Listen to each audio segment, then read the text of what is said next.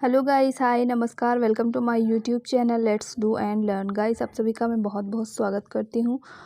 और आज हम बात करेंगे सर्वनाम के बारे में। सर्वनाम जो कि एक बहुत ही इम्पॉर्टेंट टॉपिक है हिंदी का आप सभी के लिए, जो लोग कॉम्पिटिटिव एग्ज़ाम्स की तैयारी कर रहे हैं और जिन एग्ज़ाम्स में हिंदी आता है। तो दोस्तों, आज हम बात करेंगे सर्वनाम के डिटेल क्लास के बारे में। तो दोस्तों, जानते हैं सर्वनाम का मतलब क्या होता है। तो सर्वनाम यानी सर्व मीन्स होता है सबका और नाम मीन्स नाम। गाइस, एक रिक्वेस्ट है आप सभी से, जिन लोगों ने अभी तक हमारे यूट्यूब चैनल को सब्सक्राइब नहीं किया है, प्लीज़ आप सब सब्सक्राइब का बटन क्लिक करके हमारे यूट्यूब चैनल को सब्सक्राइब कर लें और वीडियो पसंद आए तो लाइक ज़रूर करें। आइए चलते हैं सर्वनाम के परिभाषा की ओर और जानते हैं कि सर्वनाम किसे कहते हैं। तो दोस्तों, सर्वनाम जो शब्द सबके नामों के स्थान पर प्रयुक्त होते हैं, या एक और परिभाषा है, उस स्थान पर प्रयोग हो सकते हैं, उन्हें हम सर्वनाम कहते हैं। गाइस, डेफिनेशन में क्या बताया गया है, इसमें बताया गया है कि जो शब्द सबके नाम, दोस्तों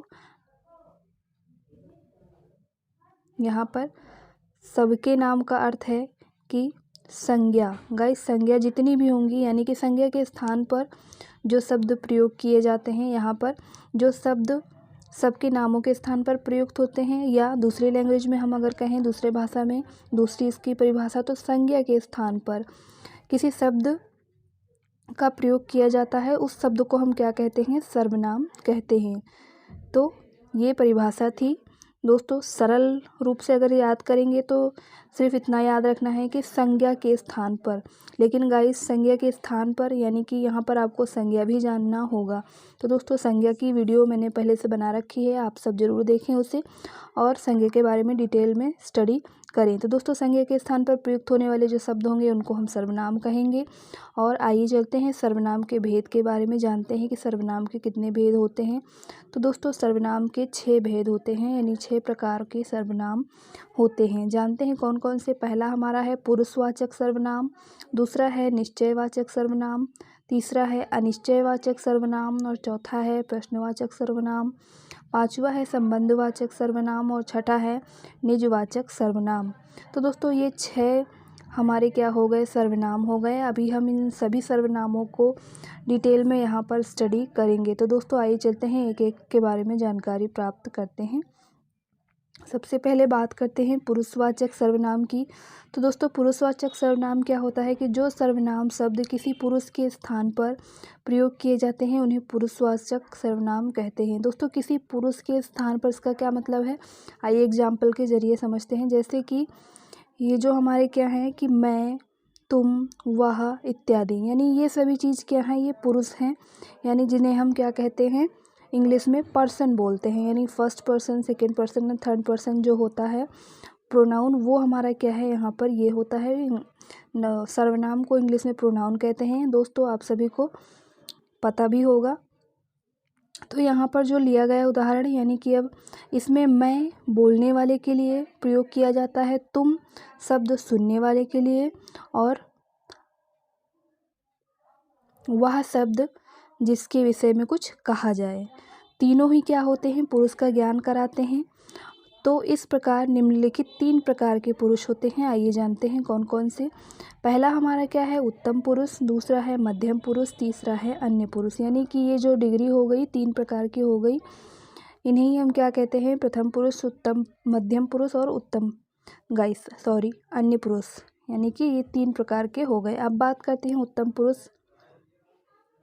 तो दोस्तों, उत्तम पुरुष के बारे में यहाँ पर जानकारी प्राप्त करेंगे। सर्वनाम शब्द का प्रयोग बोलने वाला अपने लिए करता है। गाइस, सर्वनाम शब्द का प्रयोग बोलने वाला किसके लिए करता है, तो अपने लिए करता है। इसे ही क्या कहते हैं, उत्तम पुरुष कहा जाता है। और उदाहरण इसके लिए क्या है कि मेरा, मुझे, हम, हमें, हमारा, यानी ये सब जो वर्ड हैं ये हम खुद के लिए प्रयोग करते हैं इन सभी का, इसीलिए इसको हम क्या कहते हैं, उत्तम पुरुष। तो आप सभी समझ गए होंगे कि जो सर्वनाम शब्द अपने लिए हम प्रयोग करते हैं वो हमारा उत्तम पुरुष या फिर फर्स्ट पर्सन में आता है। अब हम बात करते हैं दूसरा यानी कि मध्यम पुरुष। तो मध्यम पुरुष क्या होता है? मध्यम पुरुष जिस सर्वनाम शब्द का प्रयोग बोलने वाला किसी श्रोता के लिए यानी अपने लिए नहीं बल्कि सामने वाला जो सुन रहा है उसके लिए जो प्रयोग करते हैं वहाँ पर क्या होता है? मध्यम पुरुष उसे कहा जाता है। तो दोस्तों इसके लिए एग्जाम्पल जैसे है तू, तेरा, तुझे, तुम, यानी जब हम किसी को संबोधित करते हैं, किसी से कुछ कहते हैं तो क्या कहते हैं?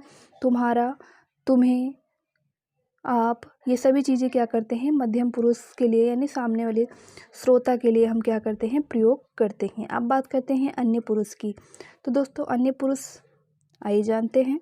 जिस सर्वनाम शब्द का प्रयोग बोलने वाला किसी दूसरे के लिए करता है उसे अन्य पुरुष कहा जाता है। यानी कि पहला जो उत्तम पुरुष था वो तो हमने अपने लिए प्रयोग किया, मध्यम पुरुष क्या किया? सामने वाला जो सुन रहा है उसके लिए प्रयोग किया। और जब किसी अन्य पुरुष की बात करते हैं यानी सर्वनाम शब्द जिनका प्रयोग बोलने वाला किसी दूसरे के लिए कर रहा होता है जो सामने वो सुन नहीं रहा होता, उसे हम क्या कहते हैं?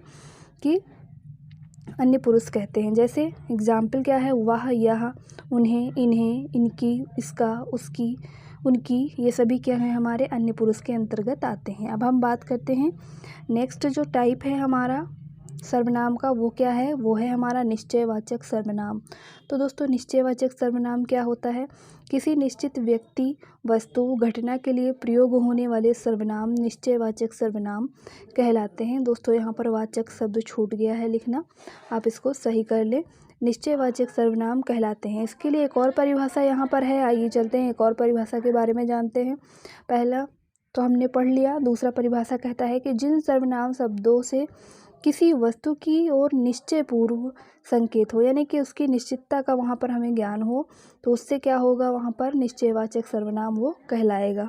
आइए उदाहरण जानते हैं कि यह पुस्तक मेरी है। तो दोस्तों पुस्तक किसकी है? मेरी है। यानी कि यहाँ पर ये मेरी जो बता रहा है वो क्या बता रहा है?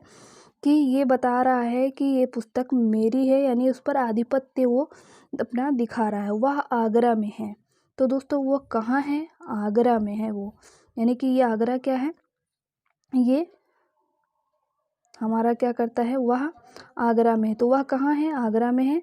यानी कि ये क्या करता है? कि निश्चितता को बता रहा है। अब बात करते हैं अगला जो हमारा प्रकार है, अगला भेद जो है वो है क्या? अनिश्चयवाचक। तो दोस्तों वो था निश्चयवाचक, ये है अनिश्चयवाचक। आइए जान लेते हैं निश्चयवाचक में क्या है कि किसी अनिश्चित व्यक्ति, वस्तु या घटना के लिए प्रयोग किए जाने वाले जो सर्वनाम होंगे उनको हम क्या कहेंगे? उनको अनिश्चयवाचक सर्वनाम कहेंगे।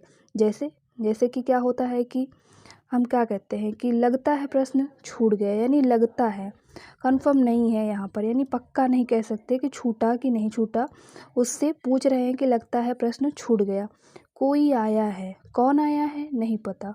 तो दोस्तों यहाँ पर क्या है? अनिश्चित है, पता नहीं है, जानकारी नहीं है। तो ये हमारा क्या कहलाएगा? अनिश्चयवाचक कहलाएगा। आइए अब नेक्स्ट बात करते हैं संबंधवाचक सर्वनाम की। दोस्तों संबंधवाचक सर्वनाम में क्या आएगा? जिस सर्वनाम से दो वस्तुओं या व्यक्तियों का आपस में पारस्परिक संबंध प्रकट किया जाए उसे हम क्या कहते हैं? संबंधवाचक सर्वनाम कहते हैं। दूसरा एक इसका परिभाषा और है, वो परिभाषा क्या कहती है? वो कहती है कि जो प्रधान वाक्य से आश्रित वाक्य का संबंध जोड़ते हैं उन्हें संबंध सर्वनाम कहा जाता है। दोस्तों ये थोड़ा परिभाषा कठिन है। प्रधान वाक्य यानी कि जो मेन सेंटेंस होगा, सेंटेंस के दो पार्ट होते हैं, आप सभी जानते हैं। वाक्य के दो भाग होते हैं, पहला प्रमुख भाग होता है प्रधान वाक्य जिसे बोलते हैं, और दूसरा क्या होता है? उस वाक्य क्या होता है दूसरा वाला? वो आश्रित होता है, यानी एक दूसरे से वो क्या करते हैं? संबंध जोड़ते हैं। जैसे कि हम कहते हैं कि तुमने अच्छे से पढ़ाई नहीं की इसीलिए तुम क्या हो गए? फेल हो गए, यानी यह संबंध जोड़ रहे हैं। आइए उदाहरण समझ लेते हैं। जो जैसा करेगा उसे वैसा फल मिलेगा। तो दोस्तों जो जैसा करेगा ये तो प्रधान वाक्य हो गया, लेकिन आश्रित क्या है? कि उसी पे आश्रित है हमारा कि वैसे ही उसको क्या मिलेगा? फल मिलेगा। उम्मीद करती हूँ आपको संबंधवाचक सर्वनाम समझ में आ गया होगा। आइए चलते हैं प्रश्नवाचक सर्वनाम की ओर। और प्रश्नवाचक सर्वनाम क्या कहता है? ये कहता है कि जिन वाक्यों के किसी से प्रश्न पूछने का बोध हो। प्रश्नवाचक तो नाम से ही स्पष्ट है कि प्रश्न का बोध हो और उत्तर की अपेक्षा हो, वहाँ पर क्या होगा? प्रश्नवाचक सर्वनाम होगा। एक और परिभाषा जान लेते हैं। जिस सर्वनाम से किसी व्यक्ति, वस्तु आदि के बारे में प्रश्न का बोध हो वहाँ पर क्या होगा, प्रश्नवाचक सर्वनाम होगा। आइए जानते हैं उदाहरण क्या है यहाँ पर, जैसे तुम क्यों रो रहे हो, यानी हमने उससे सवाल किया, प्रश्न किया और उससे सामने वाले से हमें क्या होगी, जवाब की अपेक्षा होगी, इसलिए यहाँ पर क्या है, प्रश्नवाचक सर्वनाम है। क्या तुम विद्यालय जाओगे, ये भी हमारा क्या है, ये भी प्रश्नवाचक सर्वनाम है। तो उम्मीद करती हूँ ये भी आपको समझ में आया होगा। अब बात करते हैं निजवाचक सर्वनाम की। तो दोस्तों निजवाचक सर्वनाम किसे कहते हैं, वक्ता या लेखक स्वयं अपने आप के लिए जिन शब्दों या जिन सर्वनाम शब्दों का प्रयोग करते हैं उन्हें हम क्या कहते हैं, निजवाचक सर्वनाम कहेंगे। उदाहरण क्या है इसके लिए उदाहरण है कि मधु ने स्वयं पत्र लिखा है। दोस्तों यहाँ जो स्वयं शब्द है ये हमारा क्या करता है, ये हमारी निजता को बताता है, यानी कि मधु ने पत्र लिखा है ये तो अलग बात हो गई, लेकिन मधु ने स्वयं पत्र लिखा है यानी अपने हाथों से पत्र लिखा है। नेक्स्ट है हमारा एग्जाम्पल, अनिल आप ही बनारस गया है। अनिल आप ही बनारस गया है मतलब अकेले बनारस गया है, अपने आप ही, उसे कोई भेज नहीं गया, यानी कि यहाँ पर क्या बता रहा है, तो ये निजता को बता रहा है, यानी यहाँ पर जो सर्वनाम शब्द प्रयोग किया गया है वो खुद के लिए, अपने लिए यहाँ पर प्रयोग किया गया है। उम्मीद करती हूँ आपको सर्वनाम की ये क्लास समझ में आई होगी, और ऐसी ही जानकारी भरी वीडियो के लिए आपको हमारे यूट्यूब चैनल को सब्सक्राइब करना होगा, और साथ ही साथ आप हमारे टेलीग्राम चैनल के साथ भी जुड़ सकते हैं, और हमारे प्लेलिस्ट को भी आप देख सकते हैं हमारे यूट्यूब चैनल के पेज पे जाके। Thank you for watching, have a nice day.